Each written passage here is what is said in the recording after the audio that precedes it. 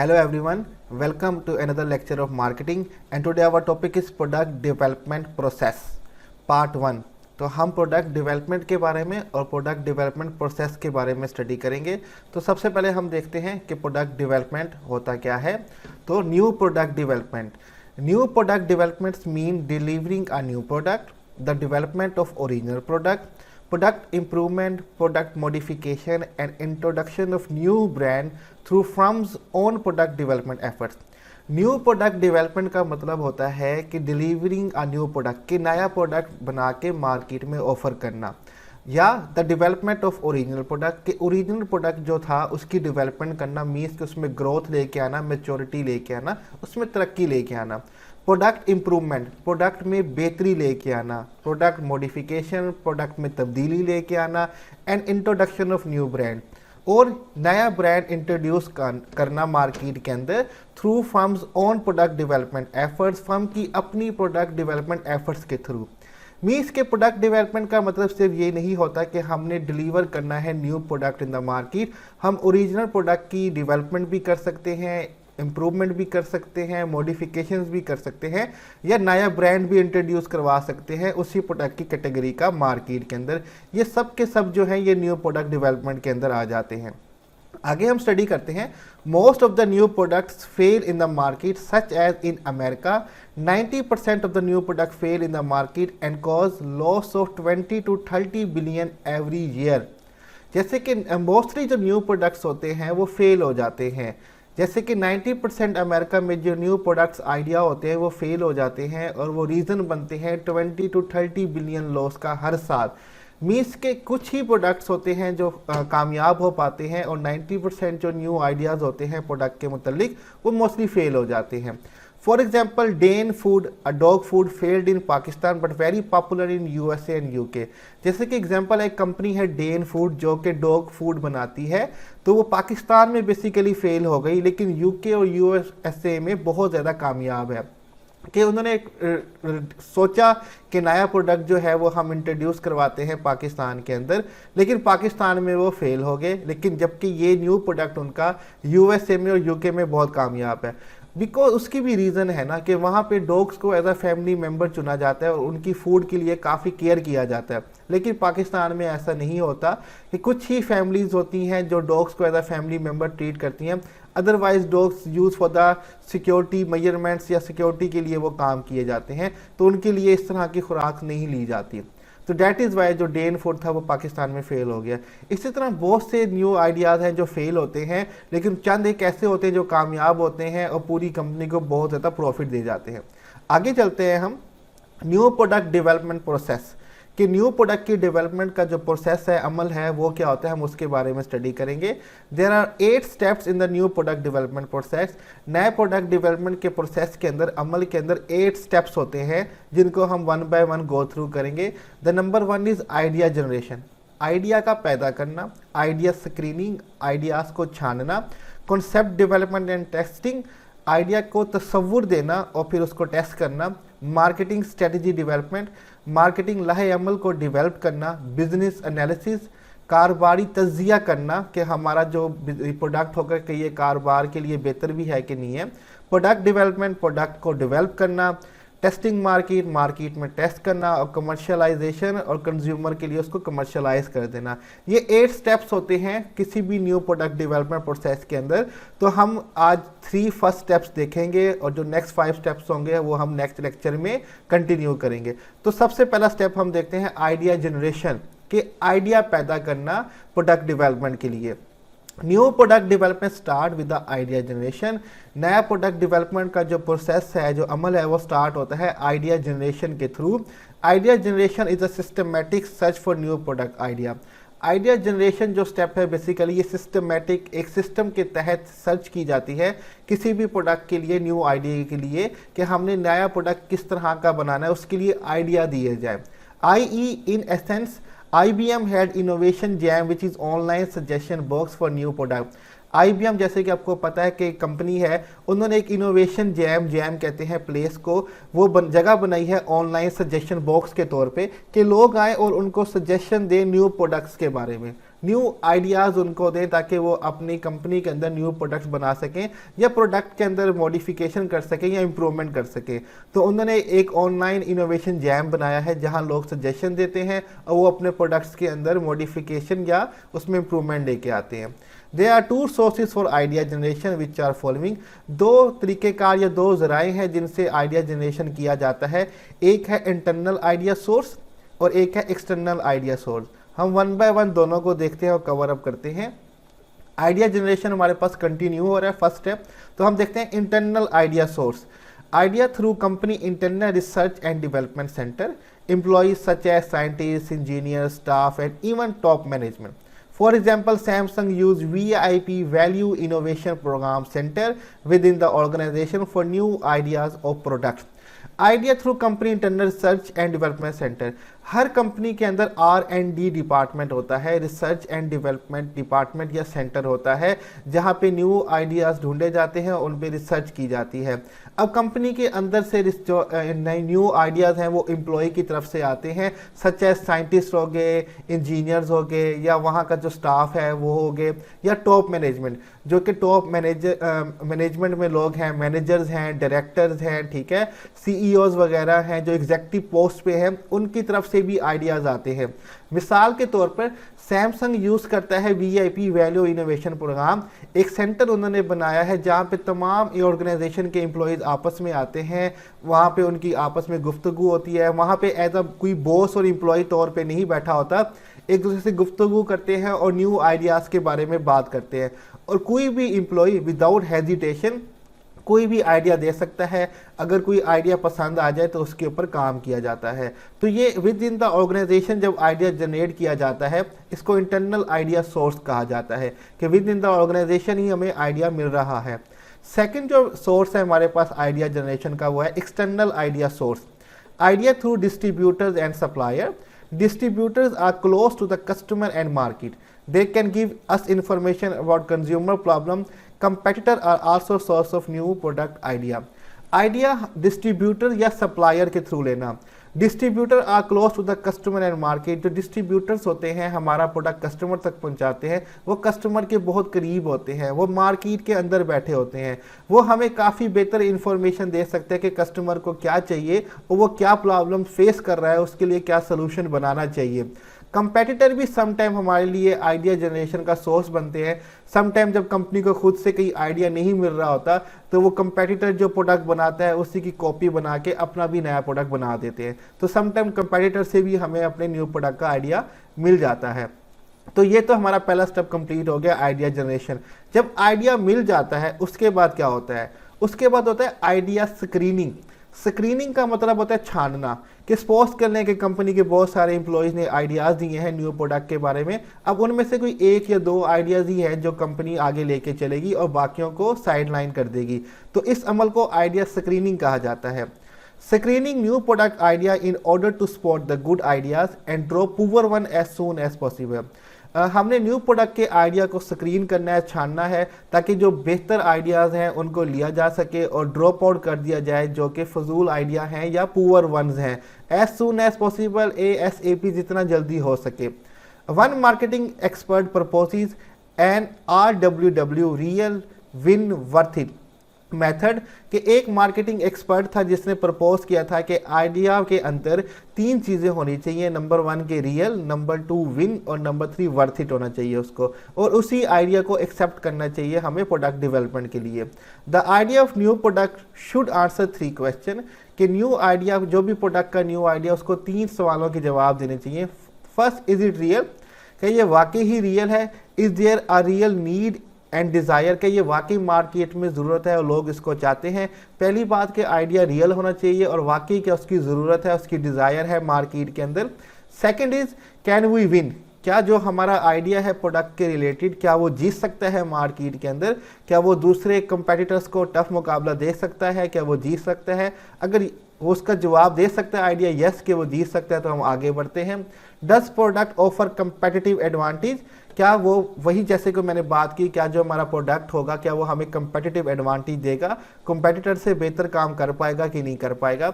Third is it worth doing, does it offer sufficient profit, क्या इस काबिल है कि हमें इस पे काम करना चाहिए, क्या ये हमें इतना मुनाफा देगा तो इस पे काम करें या ना करें। अगर इन तीनों सवालों के जवाब पॉजिटिव आ जाते हैं तो हम उसी आइडिया को चुनते हैं और आगे की तरफ इसको लेके चलते हैं। हमारा नेक्स्ट स्टेप है कॉन्सेप्ट डेवलपमेंट एंड टेस्टिंग, कि हमने अब आइडिया को एक तस्वुर में लेके आना है और उसको टेस्ट करना है। An attractive idea must be develop into product concept, एक आइडिया को अब एक प्रोडक्ट के तस्वुर में लेके आना बहुत ज़रूरी है कि ये हमारा आइडिया है, अब इसके प्रोडक्ट के तस्वुर में लेके आना ये थर्ड स्टेप में किया जाता है। Product concept, a detailed version of new product idea stated in meaningful consumer term, i.e. concept of battery power electric car। अब जो भी आइडिया होता है न्यू प्रोडक्ट का, इसको मीनिंगफुल टर्म में बयान किया जाता है कंज्यूमर के हिसाब से कि कंज्यूमर भी इसको समझ सके। जैसे कि concept of battery power electric car, कि एक बैटरी से चलने वाली इलेक्ट्रिक कार बनाई जाए, इसका आइडिया जो है अब इसको प्रोडक्ट के तस्वुर में लाया जाएगा। तस्वुर में लाने के बाद कॉन्सेप्ट टेस्टिंग की जाती है। Testing new product concept with a group of target consumer to find out the concept have strong consumer appeal. अब इस कॉन्सेप्ट को टारगेट कंज्यूमर के साथ जो है वो टेस्ट किया जाता है और चेक किया जाता है कि वाकई कंज्यूमर इसको चाहते हैं कि नहीं चाहते। ये प्रोडक्ट बना के नहीं टेस्ट किया जाता कंज्यूमर के साथ, अभी ऑन पेपर उनके साथ ये डिस्कस किया जाता है और पूछा जाता है कि क्या वो इसको ख़रीदना चाहेंगे कि नहीं। Both product concept and concept testing done on a paper or a system at this stage।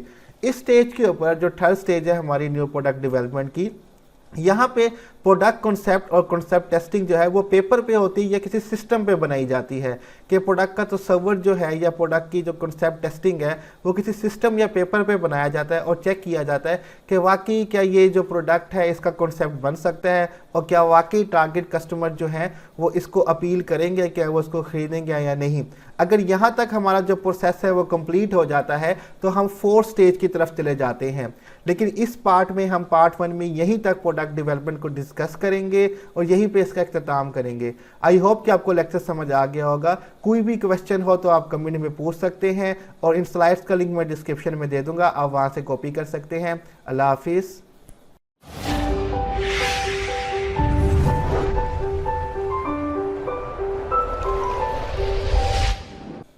Hello everyone, welcome to another lecture of marketing and today our topic is new product development process part 2। Part 1 में हमने product development process के बारे में study किया था और उसके 3 step discuss किए थे, idea generation, idea screening, concept development and testing. इसके बारे में हमने स्टडी किया था। तो आज हम आगे की तरफ बढ़ेंगे और न्यू प्रोडक्ट डेवलपमेंट प्रोसेस के 4 स्टेप के बारे में स्टडी करेंगे। 4 स्टेप हमारे पास होता है मार्केटिंग स्ट्रेटजी डेवलपमेंट, कि मार्केटिंग स्ट्रेटजी डेवलप की जाती है। Designing and initial marketing strategy for new product based on product concept. जब हम आइडिया जनरेट कर लेते हैं, आइडिया स्क्रीन कर लेते हैं और प्रोडक्ट कॉन्सेप्ट बना लेते हैं तो उसके बाद हम मार्केटिंग स्ट्रेटजी डेवलपमेंट करते हैं। हम क्या करते हैं, designing and initial marketing strategy, शुरुआत की मार्केटिंग स्ट्रेटजी बनाते हैं फॉर द न्यू प्रोडक्ट के लिए based on product concept, product की तस्वुर की बुनियाद पे जो हमने किसी कागज़ पे या किसी सिस्टम पे बनाया होता है। There are 3 steps in marketing strategy. 3 step होते हैं मार्केटिंग स्ट्रेटजी में। Suppose we take the concept of battery power electric car, कि हम मिसाल के तौर पे वही कॉन्सेप्ट उठाते हैं बैटरी पावर इलेक्ट्रिक कार का और उसके लिए मार्केटिंग स्ट्रेटजी बनाते हैं। तो वो कौन से 3 स्टेप्स होंगे स्ट्रेटजी बनाने के जो कि मार्केटिंग स्ट्रेटजी कहलाएगी। Step 1, describe the target market, value proposition, market share and profit growth. सबसे पहले हम बताएंगे कि हमारी टारगेट मार्केट कौन सी होगी, किन के लिए हम बैटरी पावर्ड इलेक्ट्रिकल कार बना रहे हैं, कौन सी एज ग्रुप के लिए होगा, उनकी इनकम कितनी होगी, मीन्स के हमारा टारगेट कस्टमर कौन होगा, किन के लिए हम वो बनाएंगे। वैल्यू प्रोपोजिशन, हमारा प्रोडक्ट उनको क्या वैल्यू तजवीज़ करेगा, क्या बेनिफिट देगा, हम वो बताएंगे। Market share and profit growth, हम डिसाइड करेंगे कितना मार्केट शेयर जो है वो हमने कैप्चर करना है, मीन्स कि कितनी मार्केट हमने कैप्चर करनी है और हमारे प्रॉफिट से गोल क्या होंगे, हम ये सब डिस्कस करेंगे स्टेप 1 के अंदर। स्टेप 2 हमारा होगा product plan, price, distribution and budget for first year. इसमें हम बेसिकली प्राइस डिस्कस करेंगे कि हमने अपने प्रोडक्ट के प्राइस रखने क्या हैं, डिस्ट्रीब्यूशन किस तरह से की जाएगी, मार्केट के अंदर उसको किस तरह से शेयर किया जाएगा, इसके बारे में डिस्कस किया जाएगा। Budget for the first year, पहले साल के लिए बजट कितना होगा, एस्टिमेशन ऑफ एक्सपेंडिचर जो होता है वो कितना होगा, इसके बारे में डिस्कस किया जाता है, इसकी स्ट्रेटजी बनाई जाती है। स्टेप 3 में planned long run sales, profit goals and marketing mix strategy. Plan 3 में लॉन्ग रन सेल्स के बारे में डिस्कशन की जाती है, स्ट्रेटजी बनाई जाती है, प्रॉफिट गोल्स बनाए जाते हैं और मार्केटिंग मिक्स स्ट्रेटजीज बनाई जाती हैं। मीन्स के प्रोडक्ट प्राइस प्लेस प्रमोशन के बारे में स्ट्रेटजीज बनाई जाती हैं। ये बेसिकली इनिशियल स्टेज होती है न्यू प्रोडक्ट की मार्केट स्ट्रेटजी के बारे में। तो ये तमाम बातें डिस्कस की जाती हैं, इनके बारे में स्ट्रेटजी बनाई जाती है। अगर यहाँ तक काम ठीक चलता रहे तो फिर नेक्स्ट स्टेप की तरफ हम आ जाते हैं, जिसको कहा जाता है बिजनेस एनालिसिस। बिजनेस एनालिसिस में हम क्या करते हैं, a review of sale, cost and profit, projection for new product to find out whether it satisfy companies objective. हम रिव्यू करते हैं, दोबारा से देखते हैं सेल, कॉस्ट एंड प्रॉफिट के प्रोजेक्शन के बारे में फॉर द न्यू प्रोडक्ट के लिए।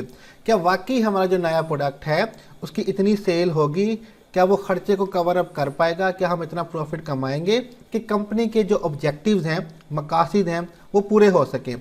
If cost is more than benefit then reject the product development.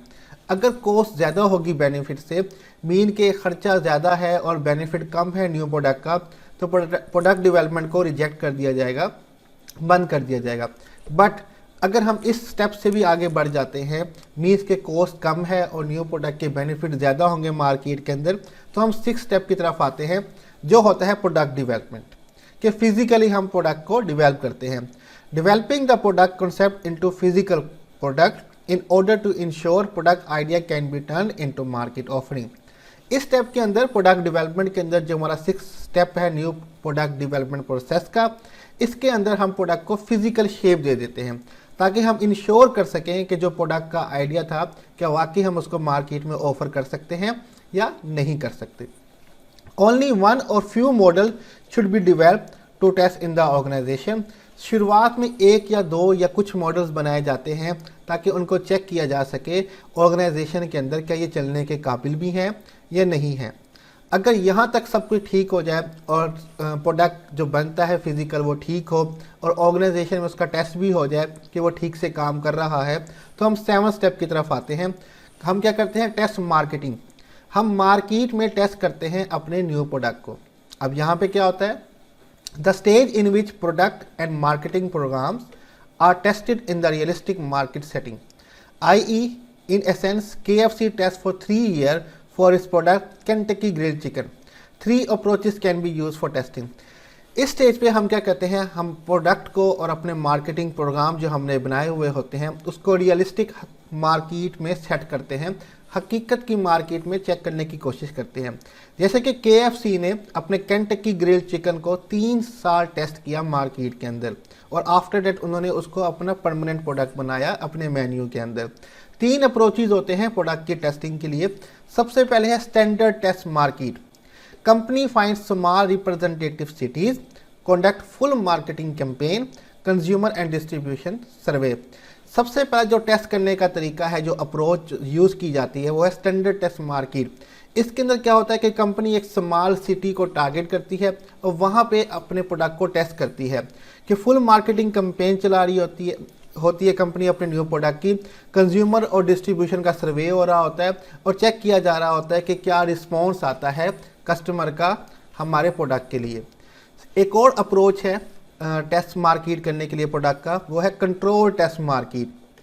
Company use control panel store, use scanner to check customer behaviour for new product, less costly than standard test market.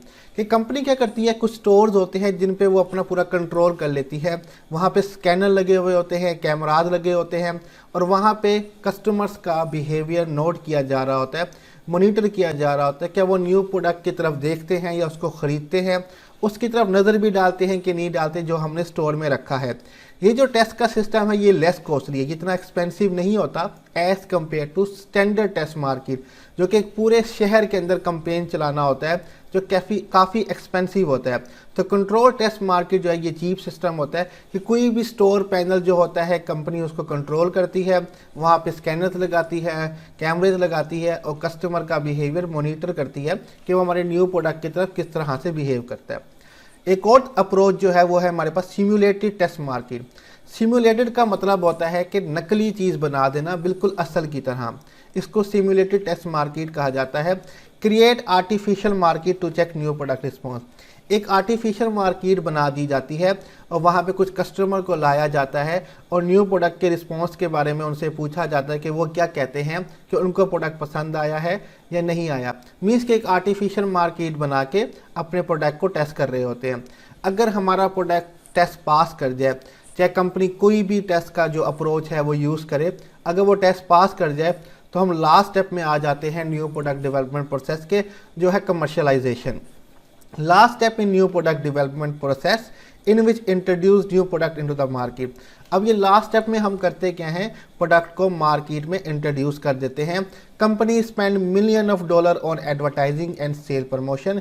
Company जो है वो $million जो है वो खर्च करती हैं advertising के ऊपर और अपने प्रोडक्ट की प्रमोशन के ऊपर। For example when Unilever introduce Sunsilk hair care line spend almost $200 million only in USA. जब यूनिलीवर कंपनी ने इंट्रोड्यूस किया सनसिल्क हेयर केयर अपना ब्रांड, तो ऑलमोस्ट उन्होंने $200 मिलियन एडवर्टाइजिंग पे खर्च किए थे just United State of America के अंदर। मीन्स के बाकी कंट्री में जब वो अपना ये ब्रांड लेके गए होंगे तो वहाँ पे कितना खर्च किया होगा उन्होंने, तो ये सोचने की बात है। तो यहाँ पे हमारे जो कमर्शियलाइजेशन के बाद न्यू प्रोडक्ट डेवलपमेंट प्रोसेस जो होता है वो कंप्लीट हो जाता है कि 8 स्टेप होते हैं न्यू प्रोडक्ट डेवलपमेंट प्रोसेस के अंदर। तो ये हमने 1 बाय 1 करके सारे के सारे देख लिए। आई होप कि आपको लेक्चर समझ आ गया होगा। कोई भी क्वेश्चन हो तो आप कमेंट में पूछ सकते हैं। स्लाइड्स का लिंक मैं डिस्क्रिप्शन में दे दूंगा, आप वहाँ पे डिस्क्रिप्शन के लिंक के थ्रू ये स्लाइड्स को कॉपी कर सकते हैं और कोई भी क्वेश्चन हो तो आप कमेंट में पूछ सकते हैं। यहाँ पे हम अपना लेक्चर ख़त्म करेंगे। अल्लाह हाफिज़।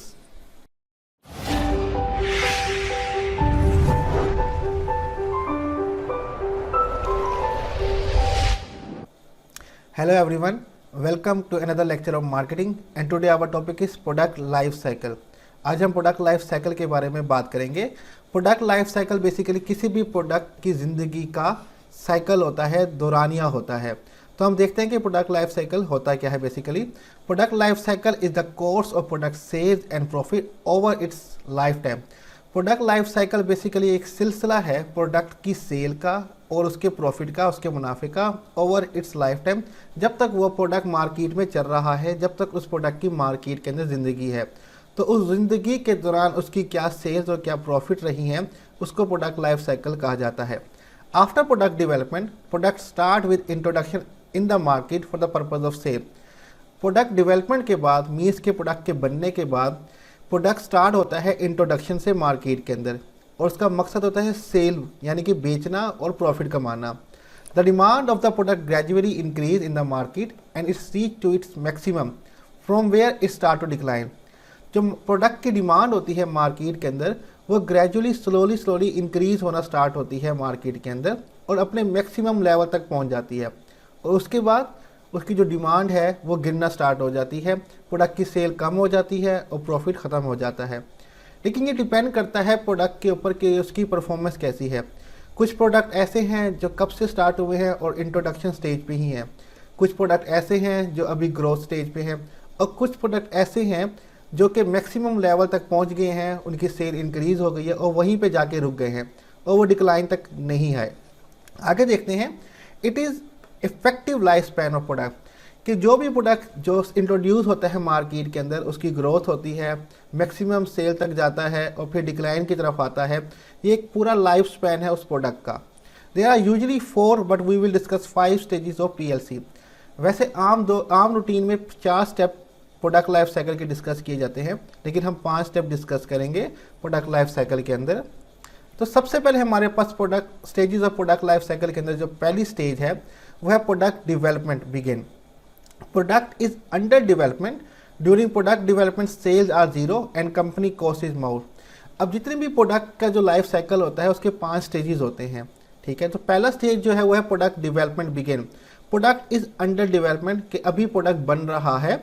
During product development sales are zero, जब प्रोडक्ट बन रहा होता है तो उसकी सेल जीरो होती है, क्योंकि अभी वो बन रहा है तो मार्केट में अवेलेबल ही नहीं है। And company cost is mount, और कंपनी का जो खर्चा होता है वो जमा हो रहा होता है, क्योंकि अभी वो बना ही नहीं है तो उसकी सेल कैसे होगी और प्रॉफिट कैसे कमाया जाएगा। जब वो बन जाता है तो मार्केट में इंट्रोड्यूस करवा दिया जाता है, जिसको कहा जाता है introduction stage. A period of slow sale growth as product is new in the market, profit is less because of heavy advertising and promotion expect. Period of slow sale growth, कि ये वो दौरानिया है प्रोडक्ट का जबकि cell जो होती है वो स्लोली ग्रो करती है, क्योंकि प्रोडक्ट अभी नया होता है मार्केट के अंदर, अभी ज़्यादातर कस्टमर ने उसको एक्सेप्ट नहीं किया होता। प्रॉफिट कम होता है बिकॉज बहुत ज़्यादा एडवर्टाइजमेंट पे और प्रमोशन पे कंपनी जो है वो खर्चा कर रही होती है, तो प्रमोशन और एडवर्टाइजमेंट का एक्सपेंस ज़्यादा होता है तो प्रॉफिट लेस होता है। अगर प्रोडक्ट यहाँ से अगली स्टेज में जाए तो नेक्स्ट स्टेज हमारे पास होती है growth. Growth is a period of rapid market acceptance and increasing profit. ये वो स्टेज है जब प्रोडक्ट मार्केट में बहुत ज़्यादा एक्सेप्ट किया जा रहा होता है और प्रॉफिट बनना स्टार्ट हो जाता है। मीन्स के मार्केट शेयर बढ़ रहा है, प्रोडक्ट डिफरेंट मार्केट्स में जा रहा है, लोग उसको एक्सेप्ट कर रहे हैं और प्रॉफिट हमारा इंक्रीज होना शुरू हो गया है। ग्रोथ स्टेज के बाद हमारे पास आती है maturity stage. Stage where slow down in sale growth of product as it reach at peak, product accept by potential buyer. ये वो स्टेज है जहाँ पे सेल जो है हमारी स्लो डाउन हो जाती है, क्योंकि प्रोडक्ट जो है वो अपनी पीक तक पहुँच चुका है। जितने भी पोटेंशियल कस्टमर थे प्रोडक्ट वहाँ तक पहुँच चुका है। जैसे कि कोका कोला, वो कोका कोला एक ऐसा प्रोडक्ट है जो मैच्योरिटी स्टेज पे है। पोटेंशियल बायर के दुनिया भर में जितने भी बायर्स हैं ऑलमोस्ट वहाँ तक कोक पहुँच जाती है और वो लोग उसको ख़रीद रहे हैं, और कोक अभी तक मैच्योरिटी स्टेज पे है, वो डिक्लाइन की तरफ आई ही नहीं। मतलब कुछ प्रोडक्ट होते हैं जो मैच्योरिटी पे आते हैं और फिर डिक्लाइन की तरफ चले जाते हैं। मैच्योरिटी के बाद जो प्रोडक्ट मैच्योरिटी लेवल पे आते हैं, कुछ प्रोडक्ट ऐसे होते हैं जो अपने आप को बरकरार नहीं रख पाते और डिक्लाइन की तरफ आ जाते हैं। Last stage of product life cycle is decline. It is the period when sale of product fall off and profit drop. ये वो दौरानिया है जब प्रोडक्ट की सेल जो है वो फॉल ऑफ हो जाती है, गिर जाती है और प्रॉफिट ड्रॉप हो जाता है। एग्जाम्पल आप देखिए नोकिया की।